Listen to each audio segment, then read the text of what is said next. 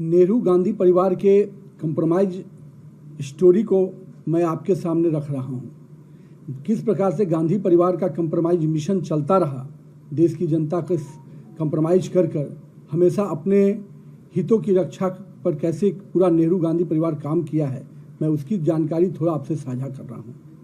एक समय था जब नेहरू जी ने खुद कहा था कि 45 करोड़ जनता मेरे लिए लायबिलिटी है।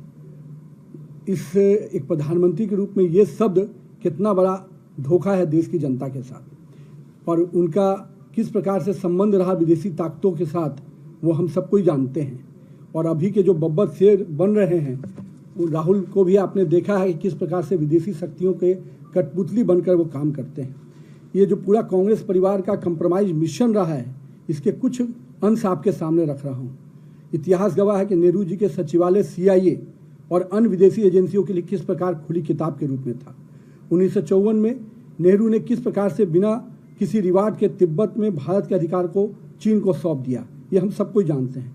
पंचशील की आड़ में किस प्रकार से अक्साई चीन का कब्जा मान लिया गया। यूनाइटेड नेशन सिक्योरिटी काउंसिल में किस प्रकार से पत्र लिखकर चीन को स्थायी सीट देने की वकालत की गई, ये हम सब ने देखा है नेहरू का कंप्रोमाइज मिशन। अब आते हैं माननीय इंदिरा गांधी जी के पर, जिन्होंने लगातार एक बड़ी छवि बनाई थी, लेकिन हम सबको ध्यान में है कि अमेरिकी राजदूत मोहिना ने माना था कि CIA ने कांग्रेस को चुनाव में प्रचार करने के लिए पैसा दिया। शिमला समझौता, जिसमें 93,000 पाकिस्तानी सैनिक को बिना PO के कब्जा लिए हुए छोड़ देना, आखिर किस कंप्रोमाइज मिशन के तहत ये किया गया। राजनीतिक रूप से कच्चा टीपू जो है श्रीलंका का, उसको किस प्रकार से उपहार स्वरूप श्रीलंका को दे देना इंदिरा गांधी के कंप्रोमाइज मिशन की स्टोरी बताता है।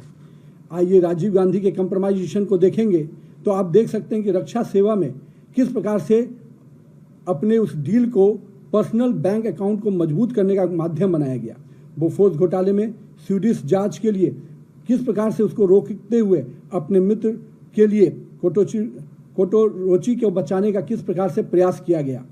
हम लोगों ने देखा कि भोपाल गैस कांड में हजारों भारतीयों के हत्यारे वोरेन एडरसन को राजकीय विमान से सुरक्षित देश से बाहर करना आखिर इस कंप्रोमाइज मिशन का कहानी को ही न बताता है। और इसके बाद सोनिया गांधी जी का, जिनका पूरा राजनीतिक अगर आप देख सकते हैं तो 2004 से 14 के बीच में नेशनल एडवाइजरी काउंसिल के माध्यम से सुपर PM बनकर समांतर सरकार और कैबिनेट का संचालन करना निश्चित रूप से कंप्रोमाइज PM का मिशन जो कांग्रेस का था उसको पूरा कर रही थी।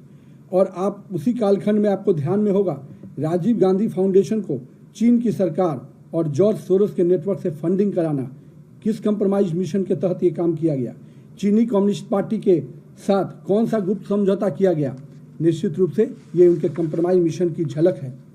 अब आते हैं जो निगेटिव पॉलिटिक्स के पोस्टर बॉय हैं, राहुल गांधी जी 247 से अधिक विदेशी यात्राएं किए, पर उनमें से अधिकांश यात्राओं को सुरक्षा एजेंसियों को उसकी जानकारी नहीं देना आखिर किस कंप्रोमाइज मिशन के तहत हो रहा था। विदेश जाकर भारत विरोधी इल्हान अमर और सोरोस जैसे करीबियों से मिलना और उनके इशारे पर भारत में ओछी राजनीति करना, ये किस मिशन के तहत हो रहा था। हम लोगों ने देखा था लद्दाख के सेंसिटिव बॉर्डर एरिया में भी किस प्रकार से साकिर मेराली जैसे विदेशी नागरिकों के साथ घूमना, जिसका पूरा कैरियर सोरोस समर्थित पूंजीपतियों के जो चीनी और पाकिस्तानी एजेंसियों का पैसा देने का काम करता है, उन एजेंसियों के साथ जिसका मिली भगत है, उसके लिए आप काम कर रहे थे। ये दिखता है कि राहुल गांधी की पूरी राजनीति कंप्रोमाइज लीगेसी को ही आगे बढ़ाने वाली रही है, जिसके अंतिम दूत बनकर राहुल गांधी सामने नजर आ रहे हैं। और दूसरी ओर पूरे कांग्रेसियों की जो अराजकतावादी मानसिकता को राहुल गांधी लगातार आगे बढ़ा रहे हैं, वो दिखता है कि राजनीति की जो कंप्रोमाइज एटीट्यूड रहा है उनका, पहले देश की हितों को कंप्रोमाइज करना, देश की राजनीतिक दिशाओं को कंप्रोमाइज करना, और मैं तो कहता हूं कि बड़े पैमाने पे जो युवाओं का एक सकारात्मक सोच आगे बढ़ने की बात आती है, जो देश आज सबसे बड़ी युवा आबादी के साथ खड़ा है, उस युवाओं को भी गलत रास्ते पे भटकाने का काम कोई कर रहा है। तो ये सोनिया, राहुल और जो कंप्रोमाइज मिशन के तहत चल रहा है भारत के लिए, वो निश्चित रूप से हम सबको सचेत होने की बात है। और मैं तो मानता हूं कि भारत की जनता इनके कंप्रोमाइज मिशन को समझ चुकी है। ये देश के हितों के साथ कोई भी समझौता कर सकते हैं। इसके लिए देश की जनता उनको भी आने वाले समय में भी सजा देगी, तब जाके इनको समझ में आएगा।